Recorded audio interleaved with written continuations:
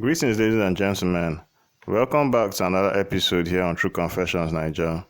The story you're about to hear comes from a message I received from one of our sisters, and the message reads like this. Good morning, Uncle Ori. Hello, my brothers and sisters.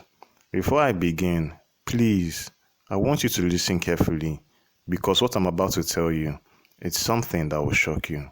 It's not a movie. It's not a made-up story. This is my life. And sometimes, when I wake up in the morning, I ask myself, am I still alive? I am a 51-year-old woman. I live in South Africa now. I have money, but at what cost? The cost is something I can never get back. I grew up in Zimbabwe. My parents were not poor. They gave me the best life they could. They wanted me to study engineering, and I did. I became an electrical engineer. That's why I met the love of my life, my husband. He was also an engineer. He came from Mozambique. He was handsome, kind, the kind of man every woman dreams of marrying. But there was one thing I could not tell him, something that had been haunting me since I was a young girl. I was barren. I could never have children. When I was younger, my parents took me everywhere. Prophets, pastors, traditional healers. They spent so much money, but every time the answer was the same. Your womb will never carry a child. One prophet even told me directly, you were born barren. Nothing can change that. I cried, but what could I do? I accepted my fate. When I met my husband, I hid the truth at first. I was scared he would leave me. But when I finally told him, he held my hand and said, it's okay. God will make a plan for us. Even if we never have a child, I'll still love you. And I believed him. We got married. We worked hard. We built a life in South Africa. And eventually became citizens. But his relatives never liked me. They whispered behind my back, she's cursed. She can't give him children. She's bad luck. But my husband defended me every time. Then, through a South African woman my husband was working for, we got into government tenders, water sanitation projects. The woman taught us how to win tenders through, let me say, not so clean methods. We made millions. We bought a mansion. We were living like royalty. But in this life, nothing lasts forever. The woman got into trouble with SARS for misusing her business funds. One court case led to another.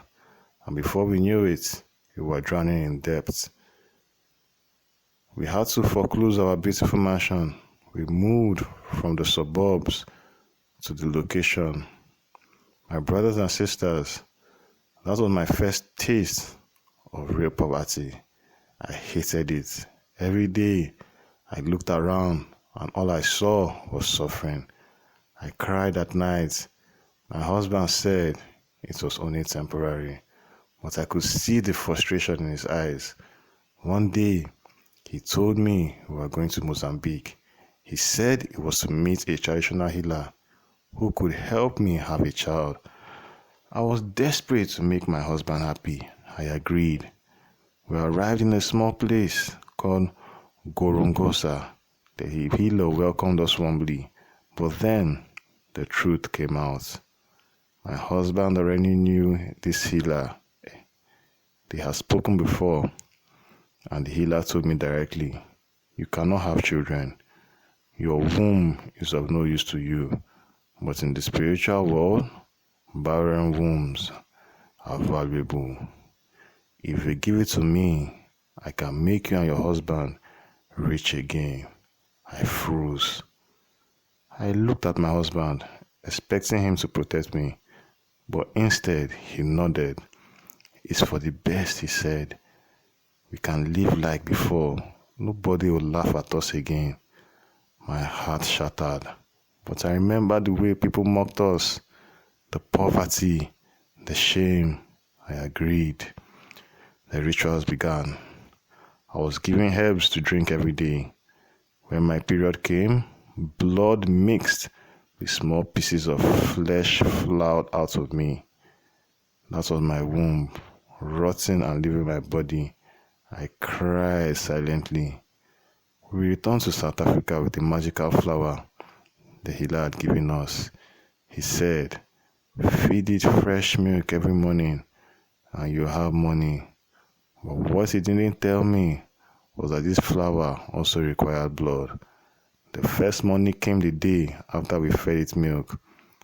I thought it was innocent. Then shortly after, my husband's nephew died. I thought it was just life until one night I dreamt of him. He told me, "Stop wasting milk on that flower. It feeds on blood, my blood." I confronted my husband. He confessed. My world crumbled, but I didn't stop. I was already in too deep. Soon, his relatives started dying, one by one. 3 died in the same year. I watched as my husband sacrificed them. But one day, they fought back spiritually. They sent a goat back to sender. My husband died. Now, it was just me and the flower. I could have stopped. I could have thrown it away. But I was addicted to wealth. I began feeding it the blood of my own relatives. One of my last sacrifices was my own mother. I buried her face down as the ritual required. That night, she came to me in a dream, asking why I had done something so wicked. I woke up drenched in sweat, only to be told she had died that same night. Now most of my family is gone. The few who remain are protected by prayer. The flower can't touch them, but it comes back to me hungry. It drinks my blood. I'm getting thinner every day. At night, I see strange creatures, scorpions, shadow figures sucking my life away. I am tired. I am scared. I don't want to die like this. I need help. Please, if anyone out there knows how to break this before this flower takes the last drop of my blood, help me. I'm grateful to share this story, and I'll be in the comments to read the opinions of viewers. Dear listeners, right there was a message that was sent to me by one of our sisters. Let us try to talk to her in the comment section. Things they really happen for this our world. Now, wow.